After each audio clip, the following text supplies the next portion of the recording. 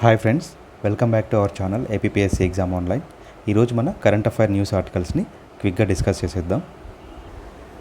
ముందుగా press information bureau నుంచి important articles అన్నింటినీ డిస్కస్ చేద్దాం. Prime minister flags off 5 new Vande Bharat express trains from Rani Kamlapati railway station, Bhopal.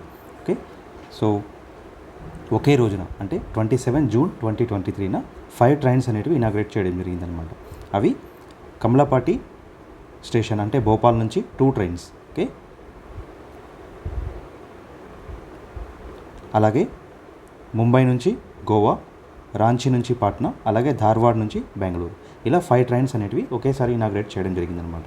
దీంతో ఇప్పటివరకు వందే భారత్ ఎక్స్ప్రెస్ ట్రైన్స్ని లాంచ్ చేయడంలో టోటల్గా 23 లాంచ్ చేయడం జరిగిందనమాట, స్టార్టింగ్ ఫ్రమ్ 2019 ఫెబ్. సో 2019 ఫిబ్రవరిలో ఫస్ట్ వందే భారత్ ఎక్స్ప్రెస్ ట్రైన్ అనేది స్టార్ట్ చేయడం జరిగిందనమాట. ఎక్కడి నుంచి అంటే ఢిల్లీ నుంచి వారణాసి వరకు.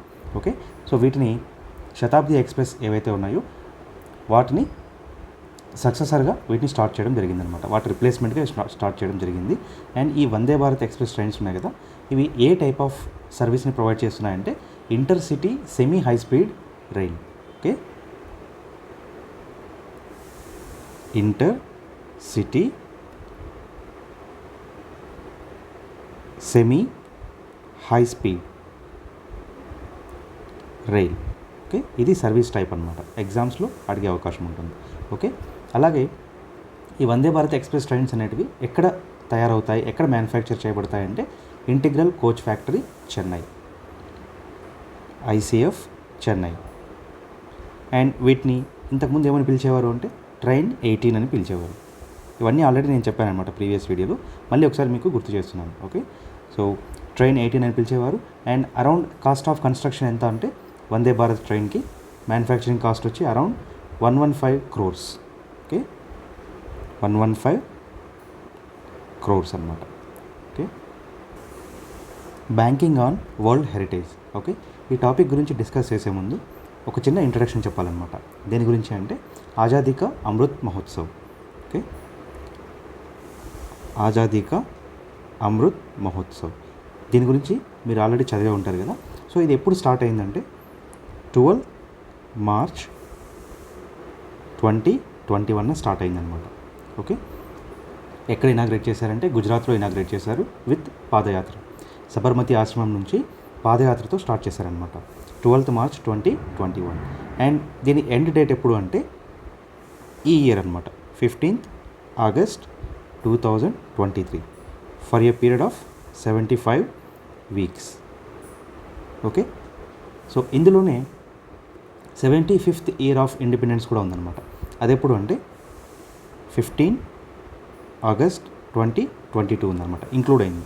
ఈ 2 డేట్ల మధ్యలోనే ఇది కూడా ఉందన్నమాట. ఓకే, అండ్ మనకు తెలుసు 5 థీమ్స్ ఉన్నాయి ఆజాదీ కా అమృత్ మహోత్సవ్లో. 5 థీమ్స్ ఉన్నాయన్నమాట. అవేంటంటే ఒకటి ఫ్రీడమ్ స్ట్రగుల్, ఫ్రీడమ్ స్ట్రగుల్, అలాగే ideas at 75 and resolve at 75 and actions at 75, finally achievements at 75. Okay, so ఇలా 5 థీమ్స్తో ఆజాదీ కా అమృత్ మహోత్సవ్ అనేది రన్ అవుతుందన్నమాట. ఓకే, ఇప్పుడు మనం యునెస్కో వరల్డ్ హెరిటేజ్ సైట్ అలాగే యునెస్కో కన్వెన్షన్ గురించి ఒకసారి డిస్కస్ చేద్దాం. UNESCO convention. Okay, so UNESCO ఎప్పుడు ఫామ్ అయిందంటే ఫస్ట్ మనకందరికీ తెలుసు కదా, 16 నవంబర్ 1945 అంటే 77 years ago. ఓకే, అలాగే యునెస్కో ఒక కన్వెన్షన్ మీద సైన్ చేసిందనమాట. యునెస్కో కన్వెన్షన్ మీద సైన్ చేసింది. అది ఎటువంటిదంటే దేశంలో ఉండే వరల్డ్ హెరిటేజ్ సైట్స్ మీద కాకుండా ఇంకా దేశంలో ఉన్న ఇంకా వారసత్వ సంపదకు సంబంధించిన ఏవైనా సైట్స్ ఉన్నాయనుకోండి, ఆ సైట్స్ అన్నింటినీ కూడా 5C ఫార్ములాతో, ఓకే 5C ఫార్ములా లేదా 5C ఆబ్జెక్టివ్స్ అని కూడా అనుకోవచ్చు అనమాట. ఓకే, సో ఈ 5C ఆబ్జెక్టివ్తో ఎలా ఇంప్రూవ్ చేసుకోవాలి అని చెప్పి 1972 డేట్ వచ్చి 16 నవంబర్లో ఒక యునెస్కో కన్వెన్షన్ మీద సైన్ చేసిందనమాట. ఓకే, సో మనకు తెలుసు కదా యునెస్కో వరల్డ్ హెరిటేజ్ సైట్కి సంబంధించి వాటి యొక్క ఇమేజెస్ అనేటివి బ్యాంక్ నోట్స్ పైన అలాగే కరెన్సీ పైన డిపెక్ట్ చేస్తూ ఉంటారనమాట. మన ఇండియానే కాదు ఏ దేశమైనా కూడా అలా చేస్తూ ఉంటుందన్నమాట. వాటి యొక్క ఇంపార్టెన్స్ని తెలియజేయడానికి బ్యాంక్ నోట్స్ పైన అలాగే కరెన్సీ పైన ముద్రిస్తూ ఉంటుందన్నమాట. ఓకే, వరల్డ్ హెరిటేజ్ సైట్స్ని. ఓకే, సో అలా ముద్రించిన నాణ్యాలు లేదా బ్యాంక్ నోట్స్ ఏవైతే ఉంటాయో అవి 20 దేశాలకు చెందినవి. ఎందుకంటే G20 ప్రెసిడెన్సీ కదా, సో ఈ G20లో ఉన్న దేశాలన్నింటి యొక్క కరెన్సీ అలాగే బ్యాంక్ నోట్స్ వీటన్నింటి యొక్క కలెక్షన్ తీసుకొచ్చి బ్యాంకింగ్ ఆన్ వరల్డ్ హెరిటేజ్ అనే కాన్సెప్ట్తో మన ఇండియాలో Indira Gandhi national centre for arts okay అనే సంస్థ ఈ ఎగ్జిబిషన్ అనేది నిర్వహిస్తుందన్నమాట. Okay, Indira Gandhi national centre for arts ఈ సంస్థ అనేది నిర్వహిస్తుంది. ఓకే, ఈ సంస్థని ఎవరు ఈ సంస్థ కాదు, ఎగ్జిబిషన్ని ఎవరు స్టార్ట్ చేస్తున్నారంటే రుక్మిణి దహనుకర్. ఓకే, రుక్మిణి దహనుకర్ ఈమె మనీ టాక్స్ అనే సంస్థ యొక్క ఫౌండర్ అనమాట. ఓకే, మనీ టాక్స్ అనే సంస్థ యొక్క ఫౌండర్ అనమాట. అలాగే ఈ ఎగ్జిబిషన్ని ఇనాగ్రేట్ చేసింది ఎవరు అంటే minister of state for external affairs and culture. Okay, minister of state for external affair and culture ఎవరు అంటే మీనాక్షి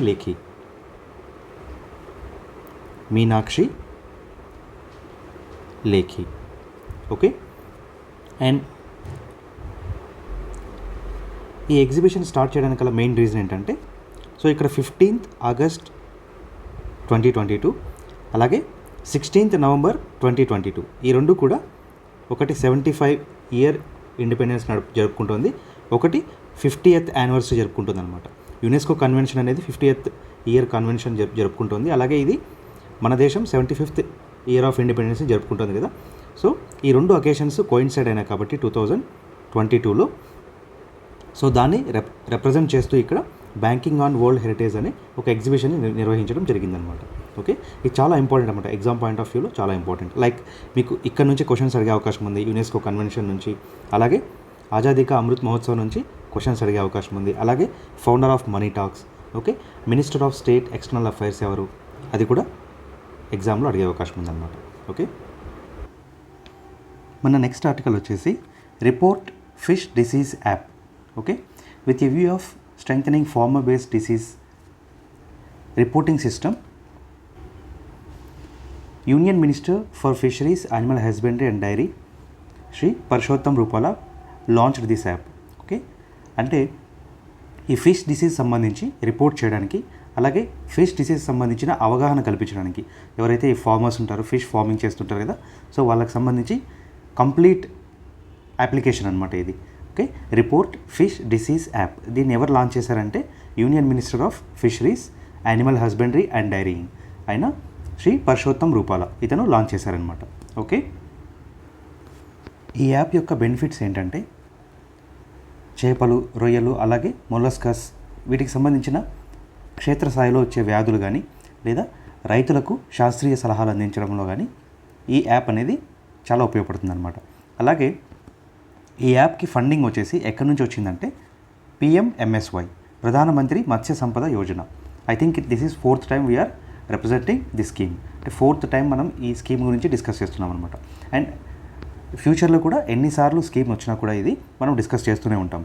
ఈ స్కీమ్ ఒకటే కాదు, ఏ స్కీమ్ అయినా సరే మనం డే టు డే కరెంట్ అఫైర్లో ఎలా అంటే ప్రతిరోజు స్కీమ్స్ అనేవి వస్తూ ఉంటాయన్నమాట.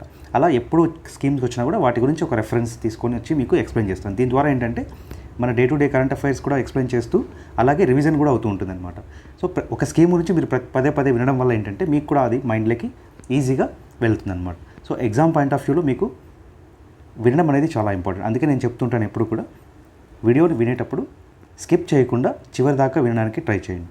అలా చేశారంటే మీకు ఎప్పుడు మైండ్లో ఉంటాయన్నమాట. తర్వాత మీరు రాసే నోట్స్ కానీ తర్వాత మీరు ఆ నోట్స్ని రివిజన్ చేయడం కానీ ఇదంతా సెకండరీ అనమాట. మీకు ఫస్ట్ ఎగ్జామ్ హాల్లో మీకు గుర్తొచ్చేది ఏంటంటే నా వాయిస్ మీకు గుర్తొస్తుంది, అలాగే మీరు ఇప్పుడు చూస్తున్నారు కదా ఈ ఇమేజ్ రిప్రజెంటేషన్ మీకు గుర్తొస్తుంది అనమాట. ఓకే, సో మీరు ఏ రోజైతే కాన్సన్ట్రేషన్గా వింటారో ఆ కాన్సన్ట్రేషన్గా విన్న ఆ టాపిక్ అనేది మీ మైండ్లోకి ఎప్పుడు వెళ్ళిపోతుందని గుర్తుపెట్టుకోండి. ఓకే, ఇక ఈ స్కీమ్ గురించి మనం ఆల్రెడీ డిస్కస్ చేసుకున్నాం కదా. లైక్ ఇది స్కీమ్ ఎప్పుడు స్టార్ట్ అయింది, 10th సెప్టెంబర్ 2020 స్టార్ట్ అయింది. ఓకే, 10th సెప్టెంబర్ 2020 స్టార్ట్ అయింది. ఇది ఒక 5-year పీరియడ్ స్కీమ్ అనమాట. దీని టెన్యూర్ వచ్చి 5 years, అంటే అప్ టు 2025 వరకు అనమాట. వీటిలో బెనిఫిషరీస్ ఎవరున్నారంటే ఫిషర్స్, అలాగే fish farmers, fisheries cooperatives, fisheries federations, fisheries సంబంధించిన అందరూ అనమాట ఈ స్కీమ్ కిందకు వస్తారు. ఓకే, అలాగే ఈ స్కీమ్ అనేది 2 కాంపోనెంట్స్లో వర్క్ అవుతుంది అనమాట. ఈ స్కీమ్ అనేది 2 కాంపోనెంట్స్లో వర్క్ అవుతుంది. అవేంటంటే సెంట్రల్ సెక్టార్ స్కీమ్ మరియు central sponsored scheme. Okay, sector scheme అలాగే స్పాన్సర్డ్ స్కీమ్. సో మీకు తెలుసు కదా సెంట్రల్ సెక్టార్ స్కీమ్కి అలాగే సెంట్రల్ స్పాన్సర్డ్ స్కీమ్కి మధ్య గల డిఫరెన్స్. ఓకే, సో ఫస్ట్ నుంచి నా వీడియోని ఎవరైతే చూస్తున్నారో వాళ్ళకి ఒక క్లియర్ ఐడియా ఉంటుందన్నమాట సెంట్రల్ స్కీమ్కి అలాగే సెంట్రల్ స్పాన్సర్డ్ స్కీమ్కి మధ్య డిఫరెన్స్ ఏంటి అని.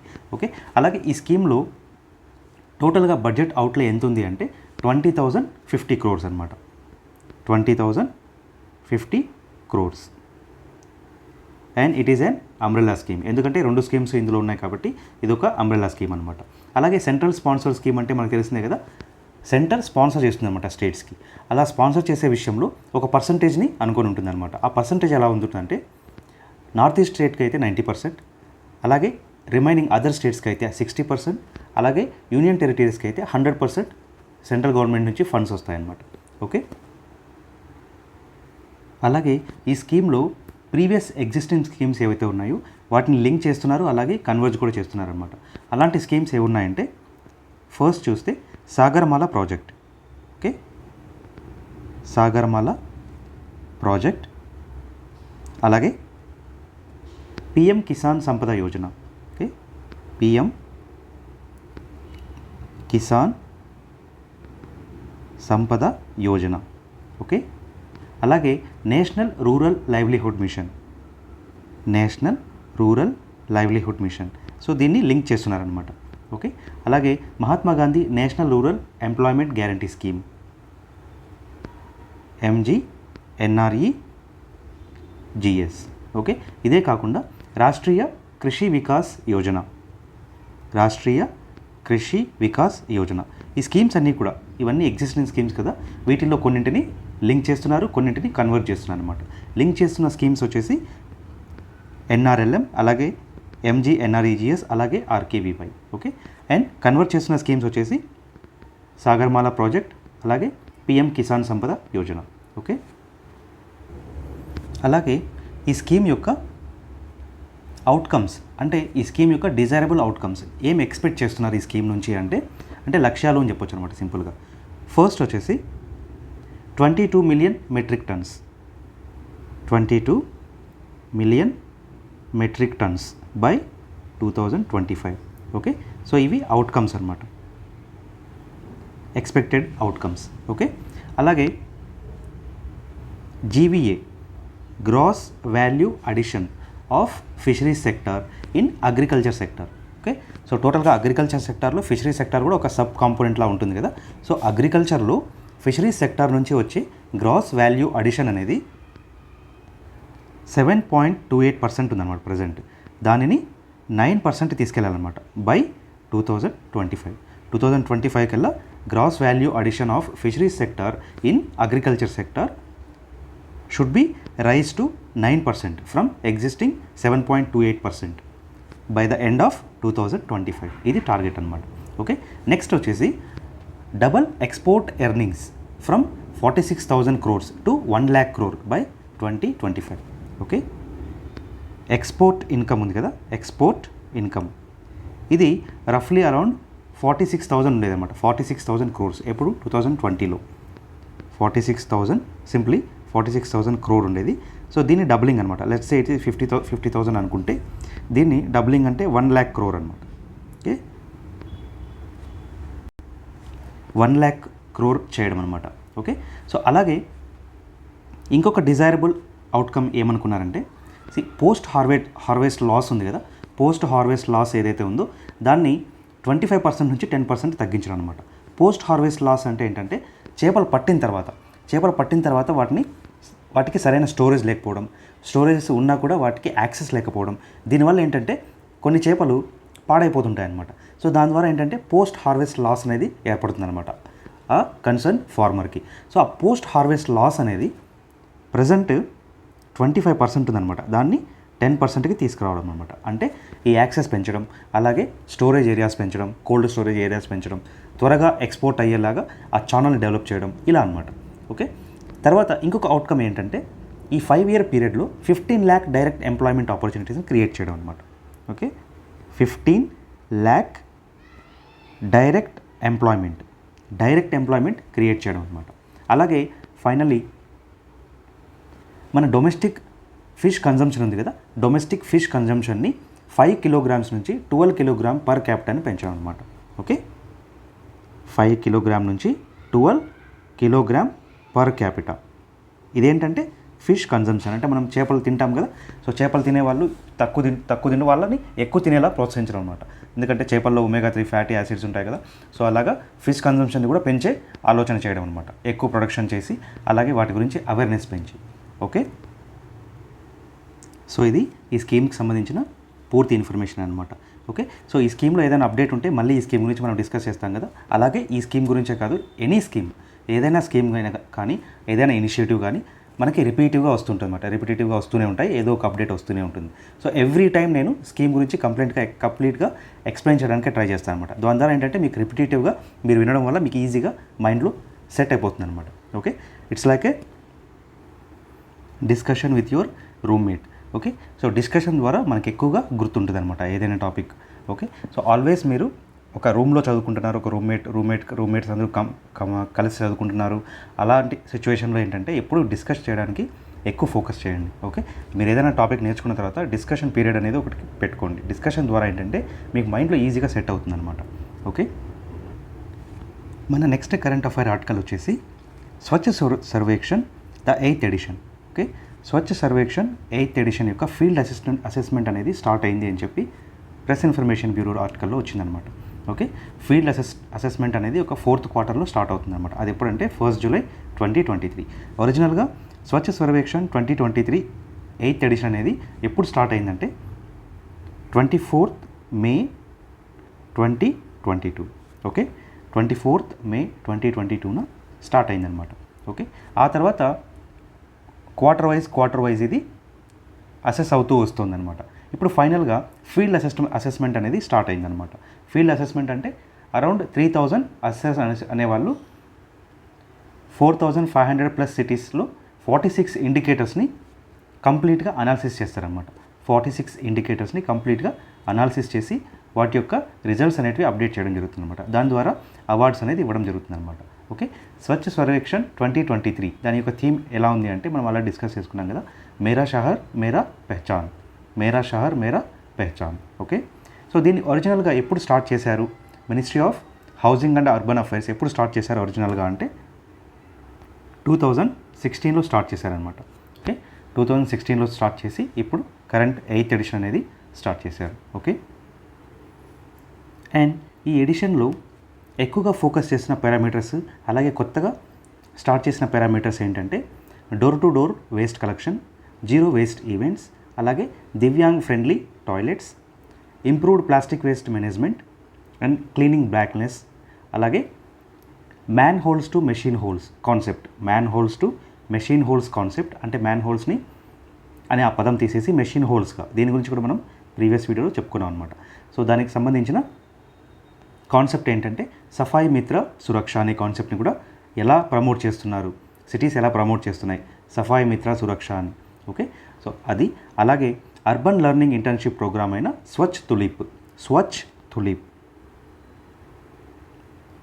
తులీప్ అంటే the urban learning internship program. So ఇది ఎలా పార్టిసిపేట్ చేస్తున్నారు, పీపుల్ పార్టిసిపేషన్ ఎలా ఉంది స్వచ్ఛ తులీప్లో. అలాగే రెడ్ స్పాట్స్ అనే ఒక ఇండికేటర్. రెడ్ స్పాట్స్ అంటే స్పిట్టింగ్ ఏరియాస్ అనమాట, spitting in commercial or residential areas. Okay, so so వీటిని రెడ్ స్పాట్స్ అని ఐడెంటిఫై చేసి ఈ ఇండికేటర్ కూడా యాడ్ చేస్తున్నారనమాట. అలాగే కాకుండా special emphasis on promotion of RRR, RRR అనమాట. RRR అంటే reduce, reuse, recycle.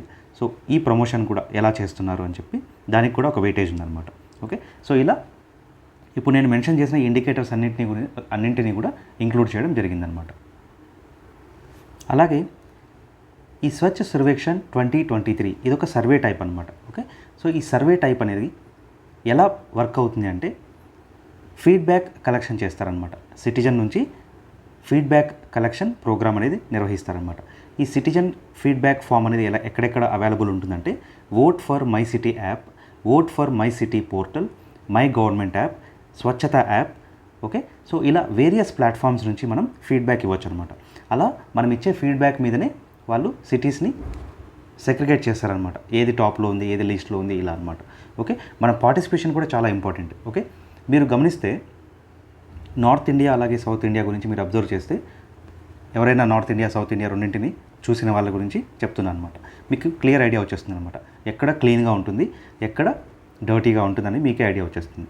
So north ఇండియాతో పోల్చుకుంటే మన సౌత్ ఇండియా అయినా మన వైపు చాలా క్లీన్లీనెస్ ఉంటుందన్నమాట. అది మీరు స్టేట్స్ కానీ ఎక్కడ తిరగకపోయినా కూడా అట్లీస్ట్ మీరు రైల్వే స్టేషన్ క్రాస్ అయినా కూడా north India to south India railway స్టేషన్లో చూసినా కూడా మీకు అర్థమైపోతుంది అనమాట. ఓకే, క్లీన్లీనెస్ ఎలా ఉంటుంది, ఎక్కడ ఎలా ఉంటుంది అనే విషయం. సో మన పార్టిసిపేషన్ అనేది చాలా ఇంపార్టెంట్. ఈవెన్ మన స్టేట్స్ అనేవి చాలా క్లీన్గా ఉన్నా కూడా మన స్టేట్స్కి ఎందుకు ఈ అవార్డ్స్ రావట్లేదు, ఎందుకు టాప్ 3లో రావట్లేదు, ఇలా మనం చూసుకున్నామంటే మన పార్టిసిపేషన్ తక్కువ ఉందన్నమాట. ఓకే, సో పార్టిసిపేషన్ కూడా important. Citizen feedback is most important. So schemes గురించి అవగాహన లేని వాళ్ళకైతే ఓకే, కానీ మనం ఎగ్జామ్ పాయింట్ ఆఫ్ వ్యూలో మనం ఎప్పుడు స్కీమ్స్ గురించి చదువుతూనే ఉంటాం కాబట్టి వీటన్నిటి మీద మనకు అవగాహన ఉంటుంది కాబట్టి ఖచ్చితంగా మీరైతే పార్టిసిపేట్ చేయండి. Okay, vote for my city app కానీ, vote for my city portal, my government, Swachhata app. So వీటన్నింటిలో మీరు వెళ్ళి మీ పార్టిసిపేషన్ చేయాలన్నమాట, మీ ఫీడ్బ్యాక్ ఇవ్వాలి. సో మీరు ఎక్కడైతే ఏ స్టేట్లో ఉన్నారో ఆ స్టేట్లో అలాగే ఆ సిటీలో కన్సర్న్ సిటీలో మీరు ఓట్ చేయాల్సిన బాధ్యత మీకుందన్నమాట. ఓకే, దాని ద్వారా మన సిటీస్ని, మన స్టేట్ని మనం ప్రమోట్ చేసుకున్నట్లు అవుతుంది. సో ఓకే, సో ఈ ప్రమోషన్ ద్వారా ఏంటంటే మనకి ఎక్కువ ఇన్వెస్ట్మెంట్స్ కూడా వస్తాయన్నమాట. ఓకే, సో ఇందులో మన పార్టిసిపేషన్ కూడా చాలా ఇంపార్టెంట్. ఓకే, ఇక మనం నెక్స్ట్ ఆర్టికల్లోకి వెళ్దాం.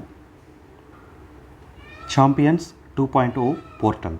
ఓకే, సో ఇది MSMEకి సంబంధించింది అనమాట. దీని గురించి ఆల్రెడీ మనం చెప్పుకున్నాం కదా, ప్రీవియస్ కరెంట్ అఫైర్లో చెప్పుకున్నాం.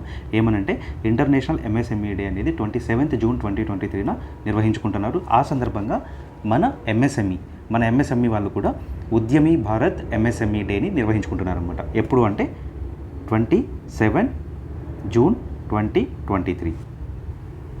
సో ఈ ఈవెంట్లో భాగంగా ఛాంపియన్స్ 2.0 పోర్టల్ అనేది లాంచ్ చేయడం జరిగిందనమాట. Okay, champions 2.0 portal. అలాగే ఇంకా వేరే ఇనిషియేటివ్స్ అనేటివి తీసుకురావడం జరిగిందనమాట. ఇందులో ఇంకొకటి ఏంటంటే mobile app for geo tagging of cluster projects and technology centre. ఒక మొబైల్ యాప్ని లాంచ్ చేశారనమాట. దేనికి సంబంధించిందంటే geo tagging of cluster project and technology centres. Okay, ఇదే కాకుండా MSME ఐడియా హ్యాకథాన్ 3.0ని స్టార్ట్ చేశారనమాట. Okay, MSME idea hackathon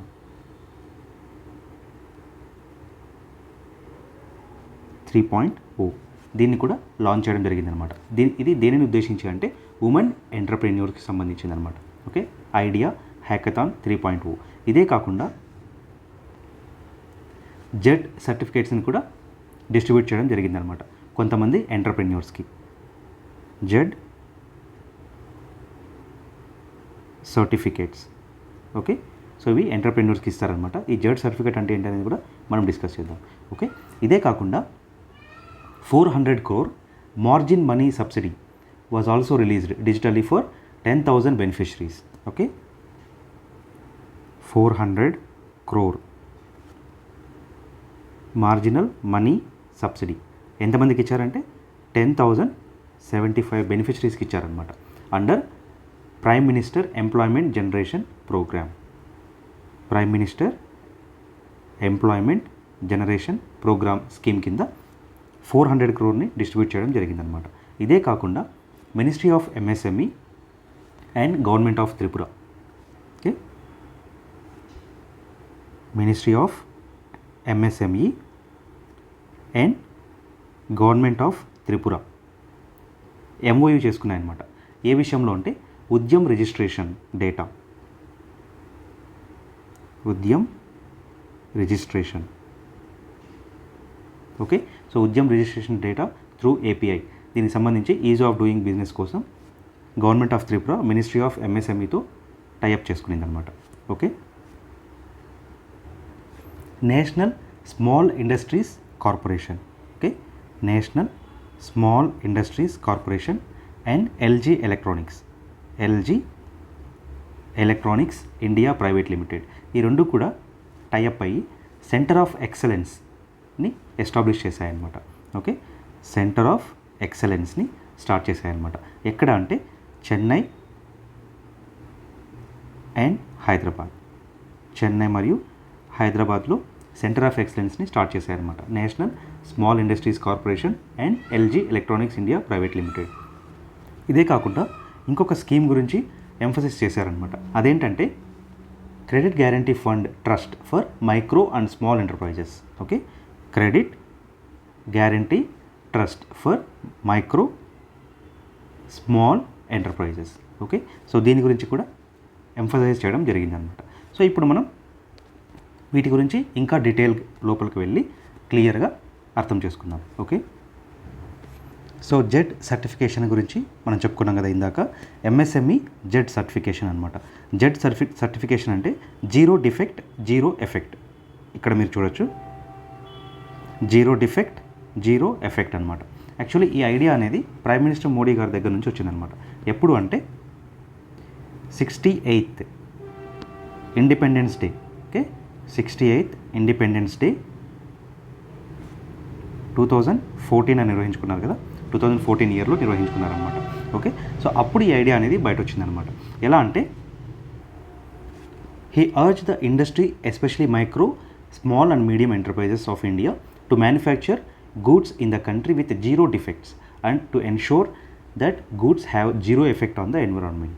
Okay, so micro small medium enterprises అయిన ఈ సంస్థలన్నీ కూడా అవి తయారు చేసే వస్తువులు ఏవైతే ఉంటాయో, అవి తయారు చేసే ప్రోడక్ట్స్ ఏవైతే ఉంటాయో అవి జీరో డిఫెక్ట్ అయి ఉండాలి, అలాగే zero effect on the environment ఉండాలి. సో ఇలా ప్రమోట్ చేయాలి ఎంఎస్ఎంఈసి అని చెప్పి 2014లోనే అతను చెప్పారనమాట. తర్వాత MSME along with quality council of India. Okay, quality council of India గురించి మనం ఎస్టర్డేనే చెప్పుకున్నాం. Okay, so MSME and quality council of India ఈ రెండు టైఅప్ అయ్యి సో ఐడియా అనేది తీసుకొచ్చాయన్నమాట. సో అప్పుడు జెడ్ సర్టిఫికేషన్ అనేది స్టార్ట్ అయింది. Okay, Z certification. So Z certification ఎవరికి సంబంధించిందంటే ఎంఎస్ఎంఈ మినిస్ట్రీకి సంబంధించింది అనమాట. ఈ జెడ్ సర్టిఫికేషన్లో 3 లెవెల్స్ ఉంటాయన్నమాట. Level 1, level 2, level 3. Okay, so ఈ సర్టిఫికేట్స్ అనేటివి బ్రాంజ్, సిల్వర్, గోల్డ్ అనే ఇస్తారనమాట. ఓకే, సో ఇది జెడ్ సర్టిఫికేషన్ గురించి బ్రీఫ్ నోట్. ఇంతకుముందు మనం చెప్పుకున్న విధంగా ఈ ఈవెంట్లో 400 crore margin money subsidy was also released under Prime Minister's employment generation program units. Okay, so 10,000 బెనిఫిషరీస్కి 400 crore మార్జిన్ మనీ సబ్సిడీ అనేది ఇవ్వడం జరిగిందనమాట under prime minister employment generation programme. Okay, so Prime minister employment generation program అంటే ఏంటి, ఈ scheme ఎప్పుడు launch చేశారు and ఈ స్కీమ్ గురించి కంప్లీట్ డీటెయిల్స్ ఒకసారి మనం క్విక్గా డిస్కస్ చేద్దాం. Okay, prime minister employment generation programme అనేది 2008లో లాంచ్ అయిందనమాట. ఓకే, సో 2008లో దీన్ని లాంచ్ చేయడం జరిగిందనమాట. It is a central sector scheme. Okay, it is a central sector scheme. Okay, and ఈ స్కీమ్ని ఇంప్లిమెంట్ చేసే మినిస్ట్రీ వచ్చేసి of course ministry of MSME implement చేస్తుందన్నమాట. తర్వాత ఈ స్కీమ్ యొక్క nodal agency, okay, nodal agency of PMEGP is Khadi and village industries commission. Okay, KVIC అనేది ఈ స్కీమ్ యొక్క నోడల్ ఏజెన్సీగా వర్క్ అవుతుందన్నమాట ఈ ప్రోగ్రామ్ని ఇంప్లిమెంట్ చేయడంలో. ఓకే, ఇప్పటి వరకు అంటే ఫైనాన్షియల్ ఇయర్ 2023 ఎండ్ అయ్యే సమయానికి మోర్ దాన్ 8.58 lakh ఎంటర్ప్రైజెస్ని అసిస్ట్ చేయడం జరిగిందనమాట. ఓకే, ఎంటర్ప్రైజెస్ని అసిస్ట్ చేయడం జరిగింది with an amount of 21,509 crores. Okay, so 21,509 crore rupees ఇవ్వడం జరిగిందనమాట. ఓకే, సో ఇన్ని ఎంటర్ప్రైజెస్ ఉన్నాయి కదా, 8.58 lakh ఎంటర్ప్రైజెస్. సో వీటి ద్వారా అట్లీస్ట్ 70 lakh ఎంప్లాయ్మెంట్ జనరేషన్ అనేది జరిగింది అని చెప్పారనమాట. అదే కాకుండా ఈ బడ్జెట్ అలొకేషన్ అనేది 2023-24 budget allocation for Prime Minister's employment generation program వచ్చేసి 2,700 crore. Okay, 2,700 crore. Okay, and ఈ స్కీమ్ కింద మార్జిన్ మనీ సబ్సిడీ ఇస్తున్నారు కదా, మార్జిన్ మనీ సబ్సిడీ ఆ ప్యాటర్న్ ఎలా ఉందో ఒకసారి చూద్దాం. ఎందుకంటే ఎగ్జామ్ పాయింట్ ఆఫ్ వ్యూలో ఆ money pattern, margin money subsidy pattern ఏదైతే ఉందో అది కూడా అడిగే అవకాశం ఉందన్నమాట. ఓకే, ఈ స్కీమ్ కింద బెనిఫిషరీ కేటగిరీని 2 typesగా డివైడ్ చేయడం జరిగిందనమాట. ఓకే, ఎలా అంటే general category, special category, general category, special category. And margin money subsidy ఉంది కదా, దీన్ని ప్రాంతాల వారీగా డివైడ్ చేయడం జరిగిందనమాట. ఎలా అంటే rural areas, urban areas. Okay, rural areas and urban areas. తర్వాత maximum project cost. Okay, max project cost ఎంతవరకు వీళ్ళు అసిస్ట్ చేస్తారు అన్న విషయం. ఓకే, సో జనరల్ కేటగిరీలో చూసుకుంటే రూరల్ ఏరియాలో మార్జిన్ మనీ సబ్సిడీ అనేది 25% ఇస్తారనమాట ఎవరికి, జనరల్ కేటగిరీలో ఉన్న బెనిఫిషరీస్కి. అలాగే అర్బన్ ఏరియాస్లో అయితే ఇది 15% ఉందన్నమాట. ఓకే, మ్యాక్సిమం ప్రాజెక్ట్ కాస్ట్ ఎంత ఉండాలి అంటే 50 lakh ఇన్ మ్యానుఫ్యాక్చరింగ్, అంటే మ్యానుఫ్యాక్చరింగ్ సెక్టార్లో 50 lakh ఉండాలి. ఓకే, అలాగే 20 lakh in service sector, 20 lakh in service sector. Okay, అలాగే బెనిఫిషరీ కేటగిరీలో స్పెషల్ కేటగిరీ. ఓకే, స్పెషల్ కేటగిరీలో 35% అనేది మార్జినల్ మనీ సబ్సిడీ కింద రూరల్ ఏరియాస్లో ఇంత పర్సంటేజ్ ఇస్తారనమాట. అలాగే మార్జిన్ మనీ సబ్సిడీ అర్బన్ ఏరియాస్లో 25% ఇస్తారనమాట. అలాగే మ్యాక్సిమం ప్రాజెక్ట్ కాస్ట్ వచ్చి సేమ్ అనమాట. ఓకే, ఇందాక మనం చెప్పుకున్నాం కదా, మ్యానుఫ్యాక్చరింగ్ రంగంలో అయితే 50 lakh, అలాగే సర్వీస్ రంగంలో అయితే 20 lakh అనమాట. ఓకే, ఇది కామన్ రెండింటికి. ఓకే, ఇక్కడ స్పెషల్ కేటగిరీ అని చెప్పుకున్నాం కదా, స్పెషల్ కేటగిరీ కిందకి ఎవరు వస్తారంటే scheduled castes, scheduled tribes, OBCs, minorities, women, ex servicemen, physically handicap, transgender, ఇలా నార్త్ ఈస్ట్ రీజియన్లో ఉన్నవాళ్ళు, అలాగే హిల్లీ అండ్ బార్డర్ ఏరియాస్లో ఉన్నవాళ్ళు, అలాగే ఎస్పిరేషన్ డిస్ట్రిక్ట్స్లో ఉన్నవాళ్ళు. సో వీళ్ళందరూ కూడా స్పెషల్ కేటగిరీ కిందకి వస్తారనమాట. ఓకే, ఇది ఈ స్కీమ్ గురించిన ఒక బ్రీఫ్ నోట్.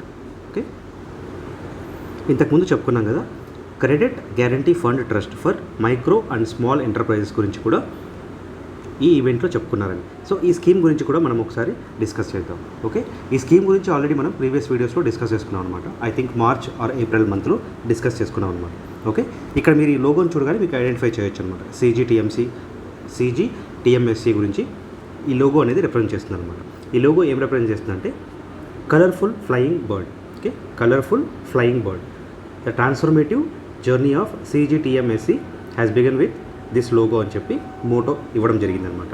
ఓకే, ఈ స్కీమ్ ద్వారా ఏం చేస్తారంటే ఎవరైతే MSME ఎంటర్ప్రైజెస్ ఉంటారో, ఎవరైతే MSME ఎంటర్ప్రైజెస్ ఉన్న బెనిఫిషరీస్ ఉంటారో వారికి బ్యాంక్స్ అనేటివి లోన్స్ ఇస్తాయి. బ్యాంక్స్ కాకుండా ఇంకా NBFCs కానీ, ఓకే, ఇంకా వేరే అదర్ ఫైనాన్షియల్ ఇన్స్టిట్యూషన్స్ నుంచి లోన్స్ వస్తాయన్నమాట. ఆ లోన్స్ యొక్క క్రెడిట్, ఆ లోన్స్ యొక్క సెక్యూరిటీని గవర్నమెంట్ ఇస్తుందన్నమాట. ఓకే, ఆ లోన్స్ యొక్క సెక్యూరిటీని, కొలాటరల్ సెక్యూరిటీ అనేది గవర్నమెంట్ ఇస్తుందన్నమాట. ఎవరి తరపున? ఆ బెనిఫిషరీ తరపున బ్యాంక్కి ఒక సెక్యూరిటీ ఇస్తుందన్నమాట. ఓకే, సో దానికోసం అని చెప్పేసి బెనిఫిషరీ దగ్గర నుంచి కొంత పర్సెంట్ యాన్యువల్ ఫీ అనేది వసూలు చేస్తుందన్నమాట గవర్నమెంట్. ఓకే, యాన్యువల్ ఫీ అనేది జస్ట్ లైక్ 0.37%. మనం చెప్పుకున్నాం కదా, ఇక్కడ మీరు ఈ స్లైడ్ చూసారంటే మీకు అర్థమైపోతుంది. సో ఇంతకుముందు ఆ యాన్యువల్ గ్యారంటీ ఫీ అనేది 2% ఉండేది, దాన్ని ఇంకా తగ్గించేసి 0.37% చేశారనమాట. ఓకే, సో ఆ సంస్థ యొక్క టర్నోవర్ కానీ ఆ సంస్థ యొక్క కెపాసిటీ ఎంత ఉందో అందులో 0.37% పర్ యానం అనేది గ్యారంటీ ఫీగా గవర్నమెంట్కి చెల్లించాలన్నమాట సర్టన్ బెనిఫిషరీ. ఓకే, అప్పుడు ఏంటంటే ఆ గవర్నమెంట్ అనేది సర్టన్ బ్యాంక్కి, ఆ సంస్థకి ఎవరైతే లోన్ ఇస్తున్నారో ఆ బ్యాంక్కి గ్యారంటీగా ఉంటుందన్నమాట. సో ఇది టోటల్గా ఈ స్కీమ్ యొక్క మోటివ్. ఓకే, ఈ స్కీమ్ గురించి చెప్పాలంటే ఈ స్కీమ్ని ఎస్టాబ్లిష్ చేసింది ఎవరు అంటే government of India with the help of SIDBI అనమాట. ఓకే, సెడ్బీ ఈ స్కీమ్ని తయారు చేయడంలో హెల్ప్ చేస్తుంది అనమాట సెడ్బీ. ఓకే, సో గవర్నమెంట్ యొక్క గ్యారంటీ కవరేజ్ అనేది ఈ టేబుల్లో మనం క్లియర్గా ఎక్స్ప్లెయిన్ చేయవచ్చు అనమాట. ఓకే, లైక్ మైక్రో ఎంటర్ప్రైజెస్ అనుకోండి, ఇక్కడ చూస్తే అప్ టు 5 lakhs 85% వరకు గవర్నమెంట్ అనేది గ్యారంటీగా ఉంటుందన్నమాట. ఓకే, అంటే లెట్స్ సే ఒక మైక్రో ఎంటర్ప్రైజెస్ ఒక బెనిఫిషరీకి ఒక బ్యాంక్ అనేది 5 lakh లోన్ ఇచ్చిందనుకోండి. ఓకే, ఈ 5 lakh లోన్లో 85% ఆఫ్ ద మనీకి గ్యారంటీగా ఎవరు ఉంటారంటే గవర్నమెంట్ ఉంటుందన్నమాట.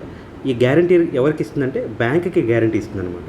ఓకే, మీ లోన్ యొక్క అమౌంట్ బ్యాంక్రప్ట్ అవ్వకుండా ఈ లోన్కి గ్యారంటీగా గవర్నమెంట్ ఉంటుంది అని చెప్తుందన్నమాట. సో ఈ హెల్ప్ చేసిన దానికి గవర్నమెంట్ అనేది మైక్రో ఎంటర్ప్రైజెస్ నుంచి కొంత యాన్యువల్ ఫీని వసూలు చేస్తుందన్నమాట. యాన్యువల్ ఫీ ఇందాక మనం చెప్పుకున్నాం కదా, 0.37% అమౌంట్, అంటే 5 lakhలో 0.37% అనేది యాన్యువల్ ఫీగా గవర్నమెంట్ వసూలు చేస్తుందన్నమాట. అలా వసూలు చేసి బ్యాంక్కి గ్యారంటీగా ఉంటుందన్నమాట ఆ సంస్థ తరపున. ఓకే, సో ఈ టేబుల్ మీరు అబ్జర్వ్ చేశారంటే micro enterprises up to 5 lakh loan వరకు 85% గ్యారంటీగా గవర్నమెంట్ ఉంటుందన్నమాట. Above 5 lakh and up to 50 lakh అయితే 75%. Okay, above 50 lakh and up to 500 lakh అంటే 5 crore అనమాట. ఇది కూడా ఒక అప్డేట్, మార్చిలో వచ్చింది కదా అప్డేట్. సో 2 crore నుంచి 5 crore వరకు కొలాటరల్ గ్యారంటీ అనేది గవర్నమెంట్ ఇస్తుంది అని చెప్పి మనం చెప్పుకున్నాం. ఓకే, సో దీనికి వచ్చేసి 75% ఉంటుందన్నమాట. ఇలా డిఫరెంట్ వాటికి ఇచ్చారనమాట మైక్రో ఎంటర్ప్రైజెస్. అలాగే micro enterprises in union territory of Jammu Kashmir and Ladakh, అలాగే నార్త్ ఈస్ట్ రీజన్కి అయితే ఇంత పర్సంటేజ్. సో ఇలా ఇచ్చారనమాట. Okay, biomass cofiring policy. Okay, so biomass cofiring పాలసీలో ఒక చిన్న చేంజ్ తీసుకొచ్చారనమాట. అదేంటంటే ప్రైస్ రివ్యాంప్. ఓకే, సో ఎవరైతే ఈ ఫార్మర్స్ దగ్గర నుంచి పెల్లెట్స్ రూపంలో ఈ బయోమాస్ని తీసుకొని థర్మల్ పవర్ ప్లాంట్స్ ఏం చేస్తాయంటే కొంత పార్ట్ తీసుకొని దాన్ని మండించడం జరుగుతుందన్నమాట. అంటే కోల్కి రిప్లేస్మెంట్గా బయోమాస్ని యూజ్ చేస్తున్నారు అనమాట థర్మల్ ప్లాంట్స్లో. ఓకే, అదే బయోమాస్ కోఫైరింగ్ పాలసీకి సంబంధించిన ఇనిషియేటివ్. ఓకే, సో ఈ ఇనిషియేటివ్లో కొన్ని చేంజెస్ తీసుకొచ్చారనమాట. ఫార్మర్కి హెల్ప్ఫుల్గా ఉండేలాగా ప్రైజెస్ అనేది ఇంక్రీజ్ చేయడం జరిగిందనమాట. ఓకే, సో ఈ బయోమాస్ కోఫైరింగ్ పాలసీని ఇంప్లిమెంట్ చేయడానికి ఒక ఇనిషియేటివ్ని తీసుకురావడం జరిగిందనమాట. అదేంటంటే సమర్థ్ అనే ఇనిషియేటివ్. ఓకే, సమర్థ్ అంటే sustainable agrarian mission on use of agro residue in thermal power plants. మనకు తెలుసు కదా, స్టబల్ బర్నింగ్ అనేది ఎక్కువగా ఎయిర్ పొల్యూషన్ కాజ్ అవుతుందన్నమాట. స్టబల్ బర్నింగ్ అంటే మీరు చూస్తే పంజాబ్ కానీ హర్యానా కానీ ఇటువంటి చోట్ల ఎక్కువగా స్టబల్ బర్నింగ్ అనేది జరుగుతుందన్నమాట. దాని ద్వారా ఏంటంటే నైబరింగ్ సిటీస్ అయినా చండీగఢ్ కానీ అలాగే ఢిల్లీ కానీ ఇవంతా ఎక్కువ మోస్ట్ పొల్యూటెడ్ సిటీస్గా ఉంటాయన్నమాట. ఎప్పుడు వింటర్ సీజన్లో. ఓకే, అప్పుడు అక్కడ స్మాగ్ అనేది ఎక్కువగా ఏర్పడడం జరుగుతూ ఉంటుందన్నమాట. ఓకే, దీన్ని అంతటిని తగ్గించడానికి ఏంటంటే ఈ స్టబల్ బర్నింగ్ ఏదైతే చేస్తున్నారో ఈ స్టబల్ బర్నింగ్ అనేది డైరెక్ట్గా థర్మల్ ప్లాంట్లో చేస్తే థర్మల్ ప్లాంట్లో కోల్డ్ రిప్లేస్మెంట్గా ఉంటుంది కదా అని చెప్పి బయోమాస్ కోఫైరింగ్ పాలసీని తీసుకొచ్చారనమాట. ఓకే, దాన్ని ప్రమోట్ చేస్తున్న ప్రోగ్రామ్ వచ్చేసి సమర్థ్ అనమాట. సమర్థ్ అంటే sustainable agrarian mission on use of agro residue in thermal power plants. Okay, 27 June Helen Keller day. Okay, 27 జూన్ని గ్లోబల్లీ యాన్యువల్ డేగా జరుపుకుంటారన్నమాట. ఎప్పుడు అంటే 27 జూన్ హెలెన్ కెల్లర్ యాన్యువల్ డేగా. ఓకే, సో దీన్ని ఫస్ట్ ఎవరు స్టార్ట్ చేశారంటే అమెరికన్ ఫౌండేషన్ ఫర్ బ్లైండ్ అని ఆమె స్టార్ట్ చేసిందనమాట. ఓకే, హెలెన్ కెల్లర్ స్టార్ట్ చేసిందనమాట American foundation for the blind. ఎందుకంటే ఆమె బార్న్ డెఫ్ అండ్ బ్లైండ్ అనమాట. ఓకే, ఆమె పుట్టుకతోనే డెఫ్ అండ్ బ్లైండ్ అనమాట. కానీ ఆమె లైఫ్లో చాలా గోల్స్ని అచీవ్ చేయగలిగింది అనమాట. ఆమె ఒక రైటర్, అలాగే చాలా బుక్స్ని పబ్లిష్ చేసిందనమాట. ఓకే, సో ఆమెను కమెమరేట్ చేస్తూ ఎవ్రీ ఇయర్ జూన్ 27న హెలెన్ కెల్లర్ డేగా జరుపుకుంటారనమాట. ఓకే, మన ఇండియాలో చూస్తే దివ్యాంగజన్ పోర్టల్ అని ఒకటి ఉందన్నమాట. దివ్యాంగజన్ పోర్టల్ ఒకటి ఉంది. అందులో దాన్ని నిర్వహిస్తున్నది వచ్చేసి national institute for the empowerment of persons with visual disabilities. Okay, so ఈ సంస్థ రీసెంట్గా ఒక రేడియో స్టేషన్ని లాంచ్ చేసిందనమాట, కమ్యూనిటీ రేడియో స్టేషన్. అదేంటంటే ఇక్కడ మీరు చూస్తున్నారు కదా, 91.2 NIVH, 91.2 NIVH. ఓకే, ఇందులో వెబినార్స్ కానీ, స్పోర్ట్స్ యాక్టివిటీస్ కానీ, క్విజ్ కాంపిటీషన్స్ కానీ ఇవన్నీ కూడా నిర్వహిస్తూ ఉంటారనమాట. ఓకే, సో దీని పేరు వచ్చేసి హెల్లో డూన్ అని కూడా అంటారనమాట. సో హెల్లో డూన్ అన్న 91.2 NVIH అన్న ఇది పర్సన్స్ విత్ విజువల్ డిసబిలిటీస్ వాళ్ళకి సంబంధించిన ఒక కమ్యూనిటీ రేడియో ఛానల్ అని గుర్తుపెట్టుకోండి. Okay, the Goa road map endorsed at G20 tourism working group meeting and ministerial meeting held in Goa. Okay, so ఇక్కడ టూరిజం సంబంధించి చాలా ఇనిషియేటివ్స్ని డిస్కస్ చేయడం జరిగిందనమాట. ఓకే, అందులో 5 ప్రయారిటీస్ అయిన green tourism, digitalization, skills, tourism MSMEs, అలాగే డెస్టినేషన్ మేనేజ్మెంట్, వీటన్నింటిపైన వర్క్ చేస్తున్నారనమాట. అలాగే థిమాటిక్ డిస్కషన్స్ గురించి కూడా డిస్కస్ చేయడం జరిగిందనమాట. అంటే థిమాటిక్ టూరిజంలో వీళ్ళు ఎంఫసైజ్ చేస్తున్న థీమ్స్ ఏవంటే archaeological tourism, okay, archaeological tourism, అలాగే rural tourism, adventure tourism, film tourism, అలాగే క్రూయిజ్ టూరిజం. ఓకే, ఇలా 5 థిమాటిక్ టూరిజమ్స్ గురించి డిస్కషన్ చేయడం జరిగిందనమాట. అలాగే ఒక MOU కూడా చేసుకున్నారనమాట. ఎవరంటే ministry of tourism and Airbnb. Okay, Airbnb అనేది ఏంటంటే ఇది ఒక కంపెనీ అనమాట. Airbnb అనేది ఒక కంపెనీ. ఎక్కడైతే రూరల్ ఏరియాస్లో కానీ లేదా క్రౌడెడ్ సిటీస్లో కానీ ఎక్కడైనా సరే, ఓకే, యూజువల్గా ఏం చేస్తారంటే ఎవరైనా టూరిజం వెళ్ళే వాళ్ళు ఒక హోటల్ తీసుకొని ఒక రెస్టారెంట్ తీసుకొని అక్కడ రూమ్ బుక్ చేసుకొని అక్కడ స్టే చేస్తారనమాట. సో ఇది నార్మల్ కన్వెన్షనల్ మెథడ్. అలా కాకుండా Airbnb ఏం చేస్తుందంటే it's like A paying guest అనమాట. పేయింగ్ గెస్ట్ అకామిడేషన్ని ప్రొవైడ్ చేస్తుంది అనమాట. అంటే మన హౌస్ని మనము ఒక రెస్టారెంట్ లాగా, ఒక హోటల్ లాగా క్రియేట్ చేయొచ్చు అనమాట. మన హౌస్ని మనం వెళ్ళి Airbnbలో రిజిస్టర్ చేసుకున్నాం అనుకోండి, అంటే మనకు స్పేర్ హౌస్ ఉండి, స్పేర్ రూమ్ ఉండి అలా ఉండిందనుకోండి. సో దాన్ని మనం Airbnbలో రిజిస్టర్ చేసుకోవచ్చు అనమాట. అలా రిజిస్టర్ చేసుకుంటే అది లిస్ట్ అవుతుంది అనమాట Airbnbలో. దీని ద్వారా ఏంటంటే ఎవరైనా మన లొకేషన్కి వచ్చినప్పుడు ఆ Airbnbలో చెక్ చేస్తారనమాట. అక్కడ హోటల్స్ ఏవి అవైలబుల్ లేదనుకోండి, Airbnbలో చెక్ చేస్తారంటే అక్కడ మన హౌస్ అక్కడ వాళ్ళకి కనిపిస్తుంది అనమాట. అప్పుడు ఏంటంటే వాళ్ళు మనకు కొంత అమౌంట్ పే చేసి పేయింగ్ గెస్ట్లా ఉంటారనమాట. ఓకే, ఇది ఒక modern type of paying guest accommodation అనమాట. ఓకే, సో అలా Airbnb సంస్థతో మినిస్ట్రీ ఆఫ్ టూరిజం అనేది ఒక MOUని చేసుకునేది అనమాట. ఓకే, ఇక మనం హిందూ న్యూస్ పేపర్ నుంచి అన్ని ఆర్టికల్స్ని క్విక్గా డిస్కస్ చేసేద్దాం. నెక్స్ట్ ఆర్టికల్లోకి వెళ్ళే ముందు నా నుంచి మీకు ఒక చిన్న రిక్వెస్ట్ అనమాట. ఓకే, సో మనం యూట్యూబ్ ద్వారా ఇంటరాక్ట్ అవుతున్నా కూడా ఈ వీడియో అనేది వన్ టైప్ ఆఫ్ క్లాసే కదా. సో ఇది ఒక క్లాస్ రూమ్ లాంటిది అనమాట. Okay, it's a class room and it's based on a win formula. Okay, ఈ క్లాస్ రూమ్లో ఏ అంటే APPSC exam online, that is for content. Okay, so ఈ కంటెంట్ ప్రొవైడ్ చేయడానికి నేను మ్యాక్సిమం ట్రై చేస్తాను అనమాట. అంటే నా ఫోకస్ అంతా కంటెంట్ పైనే ఉంటుందన్నమాట. And the rest of CLSS, comment, like, subscribe, share అనేది మీ పార్టిసిపేషన్ అనమాట. ఓకే, సో మీ యాక్టివ్ పార్టిసిపేషన్ అనేది ఉందనుకోండి, అప్పుడు మన క్లాస్ అనేది కంప్లీట్ అవుతుందన్నమాట, సక్సెస్ఫుల్ అవుతుంది. And it is a win kind of formula. Okay, I hope for your active participation from this video onwards. Okay, VMC advisor gets green India award. Okay, VMC అంటే Vijayawada municipal కార్పొరేషన్కి సంబంధించిన advisor అనమాట. ఎవరంటే Maddukuri Venkata Subbarao. Okay, Maddukuri Venkata Subbarao, ఇతనికి green India award వచ్చిందనమాట. Green India 2023 award వచ్చిందనమాట. ఎక్కడ అంటే world environment expo and conference in New Delhi. Okay, so న్యూఢిల్లీలో జరిగిన ఈ కాన్ఫరెన్స్లో గ్రీన్ ఇండియా అవార్డు అనేది విజయవాడ మున్సిపల్ కార్పొరేషన్ యొక్క అడ్వైజర్ అయిన మద్దుకూరి వెంకట సుబ్బారావు గారికి వచ్చిందనమాట. ఓకే, సో అవార్డ్స్ అండ్ హానర్స్లో ఇంపార్టెంట్. శాతవాహనుల కాలం నాటి బౌద్ధ విహారం యొక్క అవశేషాలని ఎక్కడ కనుగొన్నారంటే the same place, Orvakallu. Okay, Guntur డిస్టిక్లోని ఓర్వకల్లు దగ్గర రుద్రగిరి అని రెడ్ హిల్ ఉందన్నమాట అక్కడ. ఓకే, రుద్రగిరి ఇదొక రెడ్ హిల్ అని కూడా అంటారనమాట. ఓకే, సో ఈ రెడ్ హిల్ వద్ద ఎక్కడ అంటే ఇది Orvakal. Orvakallu village in Achampet mandal of Guntur district. ఇక్కడ బౌద్ధ విహారం నాటి అవశేషాలని కనుగొనడం జరిగిందనమాట.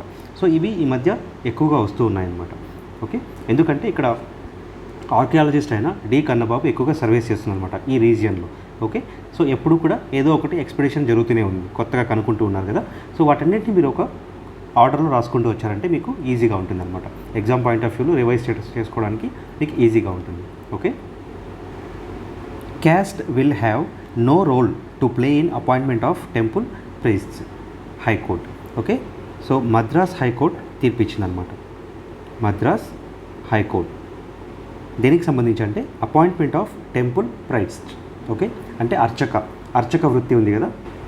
సో ఒక దేవాలయంలో అర్చకుని పోస్ట్ అపాయింట్మెంట్లో క్యాస్ట్ అనేది ఏ రోలు ప్లే చేయదని చెప్పారనమాట. అలా తీర్పిచ్చారనమాట. అంటే ఆగమశాస్త్ర పద్ధతులు ఎవరికైతే తెలుసో, ఎవరైతే నేర్చుకుని ఉంటారో ఆగమశాస్త్ర పద్ధతులు నేర్చుకొని ఆ సాంప్రదాయం ప్రకారం దేవుణ్ణి పూజించే క్యాపబిలిటీ ఉన్న ఎవరైనా సరే ఈ అర్చక పోస్ట్కి అపాయింట్ అయ్యేదానికి అవకాశం ఉంది. ఇందులో క్యాస్ట్ అనేది లేదు, క్యాస్ట్ బేస్డ్ కాన్సెప్ట్ అనేది లేదు ఈ అపాయింట్మెంట్స్లో అని చెప్పి మద్రాస్ హైకోర్టు తీర్పిచ్చిందనమాట ఇటీవల.